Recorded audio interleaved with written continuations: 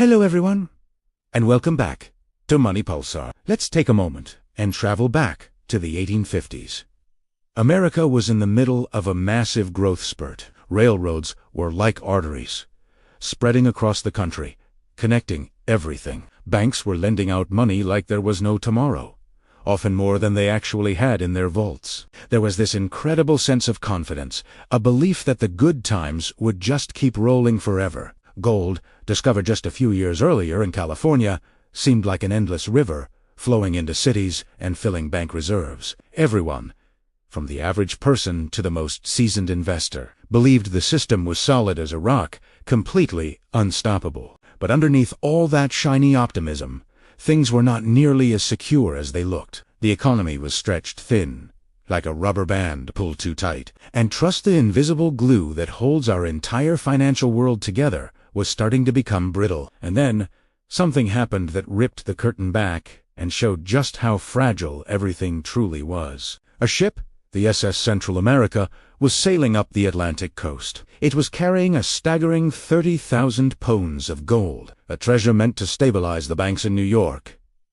But it sailed straight into a hurricane and sank. The gold and the confidence it represented vanished beneath the waves. Now, here's the crucial part. The shipwreck didn't cause the panic all by itself. It was the spark that lit a fire in a room already filled with gasoline.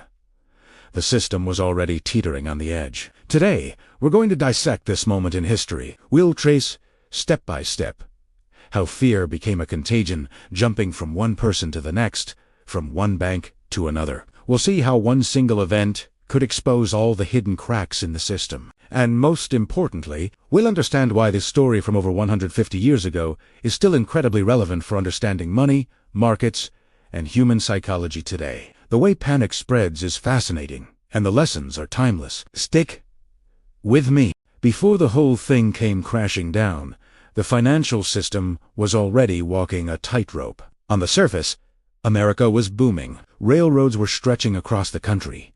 Businesses were expanding like crazy, and it felt like the party would never stop. But if you looked just a little closer, you'd see the cracks starting to form. Here's how it worked back then. Banks were handing out loans left and right, promising money they didn't really have. Think of it this way. For every dollar of gold they had locked in their vaults, they were lending out 10, 12, even 20 times that amount in paper money. All those new railroads and factories, they were built on borrowed cash, a mountain of debt that everyone just assumed they could pay back later. Credit wasn't just a tool. It was the entire engine of the economy. It was all based on promises, on the belief that tomorrow would always be better than today. From the outside, the system looked incredibly strong and stable. Growth was explosive, and people were confident. But underneath, it was as fragile as a house of cards. This brings us to our first big lesson from 1857. A system can look perfectly healthy on the surface, but it only takes one weak link, one tiny push for the whole structure to collapse. And that's the thing about money. It's not just numbers on a spreadsheet or coins in a vault.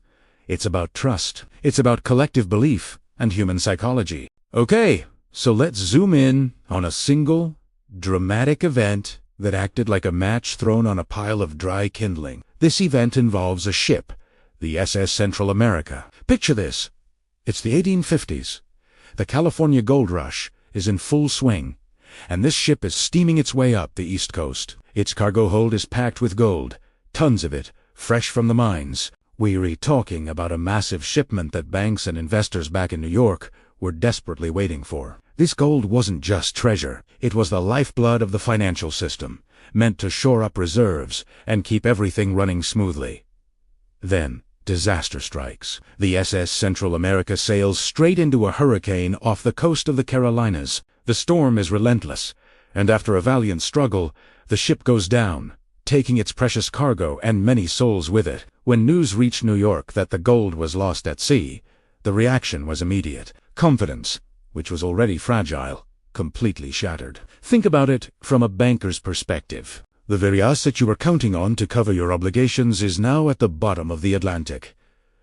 Panic set in. Investors and everyday depositors, hearing the news and sensing the fear, started to doubt the stability of the banks. A mad dash began, with people rushing to withdraw their money before the banks collapsed. But here's the crucial point to understand, and it's something historians emphasize. The sinking of the SS Central America did not cause the Panic of 1857. Instead, it exposed the deep-seated weaknesses that were already there. The financial system was like a building with a faulty foundation. It was overleveraged, with too much credit extended on too little real capital. The ship disaster was simply the earthquake that revealed the cracks. It was the trigger, the spark that ignited the panic. But the explosive material was already in place. Imagine a rope being pulled tighter and tighter. It's under immense strain, but it's still holding. Then, one little snip, one sudden jolt, and the whole thing snaps. The sinking of the ship was that jolt. It revealed just how thin and frayed the rope of the financial system had become. The panic that followed wasn't just about a lost shipment of gold. It was a crisis of confidence in an entire economic structure that had been built on shaky ground. So, what happened next? Picture this. One bank suddenly stops giving out loans. Then another does the same. Before long, this isn't just a local problem. Businesses, investors, and banks across different cities, and even different continents, start to feel the panic setting in. But why did this fear spread so fast? It's because everything was connected. Banks weren't isolated islands. They were linked together through a web of credit. The railroads, a huge part of the economy back then, depended on getting payments in advance to keep building. And then you have the telegraph. For the first time in history, news and fear could travel faster than a person on a horse or a train. People didn't have all the facts. They couldn't log into an app and check their balances. All they saw was that the system of trust, the very foundation of the economy, was starting to crumble. You see, money systems aren't just about numbers on a ledger. They're built on a network of human confidence. And when that confidence disappears, panic can move much, much faster than money itself. The Panic of 1857 wasn't just a blip on the radar that broke a few banks. It completely reshaped history. It had a massive influence on the American economy right before the Civil War. More importantly, it set the pattern for future financial crashes, the big ones we all know, like 1929 and 2008. The lesson from this whole episode is actually quite simple. Crises are rarely caused by a single, isolated event. They happen when a system that's already fragile gets exposed to a shock. And even today, our modern markets behave in a very similar way. Confidence often matters more than cold, hard cash. Perception, what people believe is happening, can drive their behavior much faster than the actual reality of the situation. It's a timeless lesson from history that still rings true. So, why does this story from over 160 years ago matter to us right now? Well, it teaches us a few critical lessons. First, a seemingly small trigger, like one ship sinking, can set off a massive panic in a deeply interconnected system. Think of it like a domino effect. One tile falls, and suddenly the whole line is collapsing. Second, a system might look strong and stable on the surface, but hidden weaknesses and fragility can be absolutely deadly. The banks in 1857 looked solid, but underneath, they were stretched thin and vulnerable. It's a stark reminder that appearances can be deceiving, especially in finance. Third, and maybe most importantly, money isn't just about numbers on a ledger or coins in a vault. It's fundamentally about trust, perception, and human psychology. When trust evaporates, the entire system can freeze up. Understanding how fear spreads through these networks helps us see the real risks clearly, hopefully before a full-blown panic takes hold. The Panic of 1857 isn't just a dusty old history lesson. It's a timeless masterclass